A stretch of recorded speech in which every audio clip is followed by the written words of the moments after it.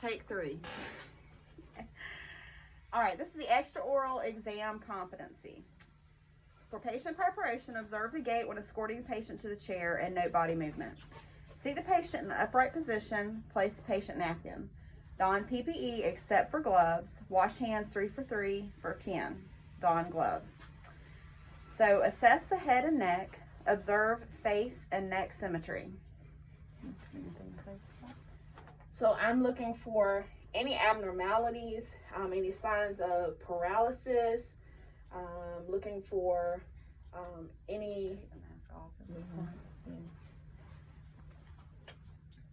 swellings or anything like that that can be observed by visibly looking at the face. Okay, observes for masses and restricted mobility when moving head from side to side. Okay, ma'am, could you turn your head to the left? And the right. My left. All right. So I'm looking to see if she has any difficulty in moving her head from side to side, any limitations on the range of movement, as well as mentioned any masses or enlargements in her neck, and she does not have any. Okay. Observes head and neck area for moles, scars, signs of abuse, skin color and texture, piercings, and tattoos. Okay. So that's pretty self-explanatory, but one of the things that we look for as far as signs of abuse would be any markings, bruises, black eyes, things of that nature. Of course, cigarette burns. Of course, we would just record those readings or findings. And then, of course, we can inquire about the cause, but there are other steps that we would take if we suspect abuse, and that would be done in collaboration with your instructor. Okay, observes eyes and eyelids, glasses, contacts, pupils, color of whites of eyes, white, yellow, red, glassy, etc. So I'm noticing if the whites of her eyes are not actually white, if they're yellow, possibly indicating jaundice, if they're red, possibly indicating an allergy or alcohol abuse or something like that. She looks good. Also looking to know if the patient wears glasses. You might have to ask if they have contacts in. Yeah. Ms. Reed has it in contacts. And also noting the size of the pupils. Sometimes when the pupils are enlarged, that might indicate a little stress on the behalf of the patient. So you can definitely pay attention to that and try to put the patient at ease. All right, examines thyroid by placing fingers and thumb on either side of the cartilage area and have patient swallow. Bimanually palpates the gland. So bimanually, meaning with 2 hands, okay? The thyroid, if you could lift your neck up, the thyroid is midway the neck here, and it's a piece of cartilage. You can actually feel it here on the trachea. So I'm actually going to use both hands to push inward into the cartilage area, and I'm going to have the patient swallow for me, ma'am. And what I'm looking for is the movement in the area of the protuberance of the thyroid cartilage, which is the Adam's apple area. And when the patient swallows, you can feel if there are any cysts or any growths on the thyroid area. Okay, listens to voice and breath. All right, so next section is palpates the lymph nodes, glands, and muscles. Stands behind patient, performs bilateral palpation of pre and post auricular nodes. Okay, so if you could pull your hair back, ma'am. I'm going to show them to one side here. Yes. Well, I'll do this side, right? Yeah. Okay. So auricular referring to the ear. Okay. Pre meaning in front of the ear here. So we'll actually palpate along the length of the front of the ear here. There's a chain of lymph nodes here. And then post-auricular would be directly behind the ear. We'll palpate there as well. There's a chain of lymph nodes behind the ear. So pre and post-auricular. Stands behind patient, asks patient to tip head forward and performs bilateral palpation of occipital nodes. Okay, So I'm going to have you turn all the way around, ma'am. So as you are aware, the occipital bone is in the back of the skull here. But if you go to there we go. If you go toward the area where the bone actually protrudes, right below the protrusion is where you're going to feel along the lymph nodes. The lymph nodes go across the bone horizontally here. And you're feeling for any swollen lymph nodes. All right, stands behind patient, performs bilateral palpation of parotid gland. Okay, so turn around again, ma'am, to the side. There you go, right there. So the parotid glands are right in front of the ear, below the zygomatic bone or the cheekbone here. So right here would be where the parotid saliva gland is. And you're palpating that area on the face for any enlargements, okay, to make sure it's not swollen. And that will be bilateral, so you wouldn't just do this side, you would do the other side simultaneously. Okay. Stands behind patient, performs bilateral palpation of facial muscles. Okay, so you can turn straight now. So we know the facial muscles, we have the muscles around the mouth and the cheeks, and then under the eyes. And patients like this. They think they're getting a little mini massage. And then, of course, around the frontal bone there and the frontalis muscles there.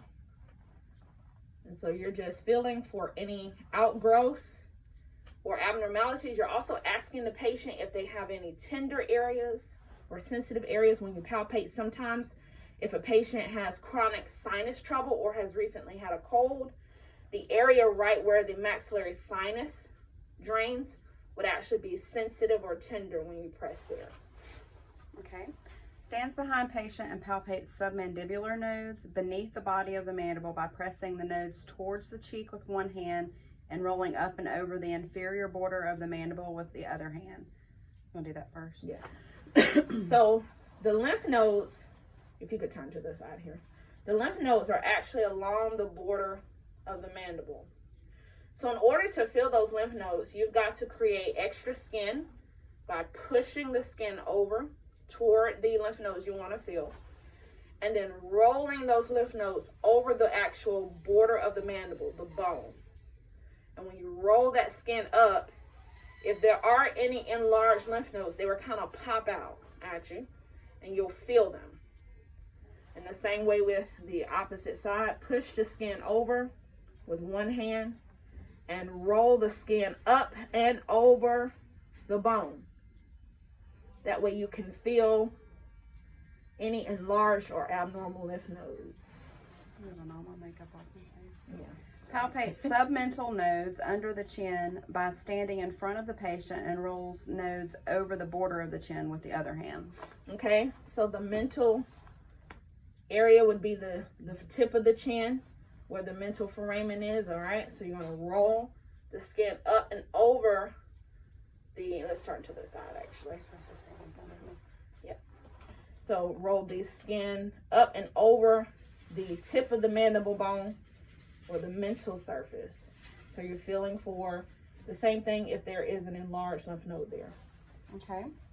Stands in front of patient and has patient turn head slightly away from the side being palpated. Palpates a cervical chain of nodes using bidigital method unilaterally. Okay, so if you turn towards me, ma'am, and we might need to hear that.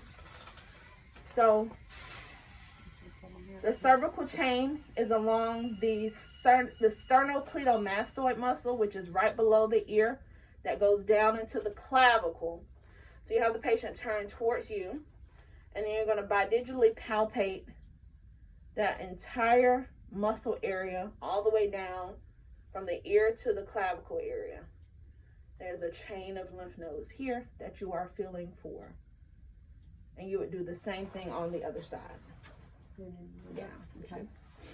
No. Okay. Sorry. All right. So examines TMJ, stands behind the patient and uses bilateral method to examine TMJ. Asks patient to open and close several times. Okay. So bimanual, meaning two hands.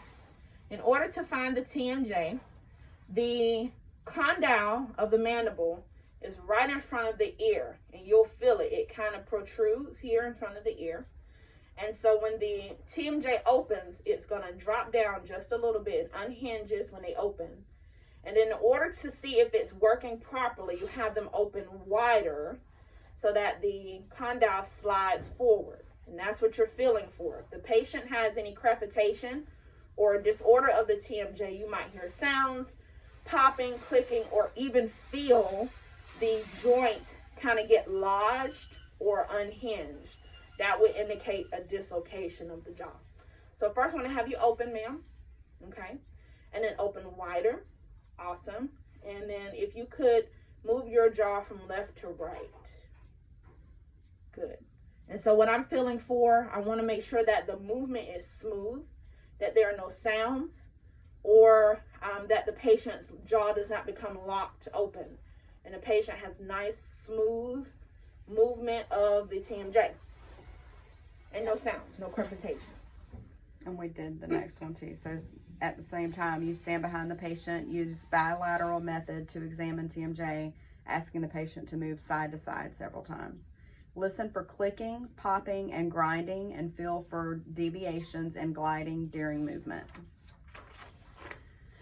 All right, so recording your data, use correct dental terminology to describe atypical or abnormal findings.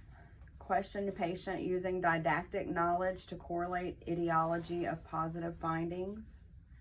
Records findings accurately on extra and intraoral exam form, noting WNL or rationale for positive findings. Presents findings to instructor using correct dental terminology.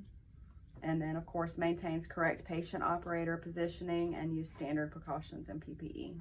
So in the clinic manual, there are some examples of dental terminology and medical terminology that you can use to describe your findings during the extraoral exam. Also, we would write within normal limits, WNL, if there were no abnormal findings. However, there is a such thing as a finding that is outside of the normal range but is not considered abnormal. So sometimes a patient may have an enlarged area normally or naturally than what you might normally see. So it's important for you to determine if that is a deviation or not.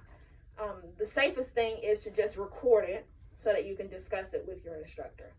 But you're going to write down anything that you see or find, and if it's normal, then you'll write WNL. Okay.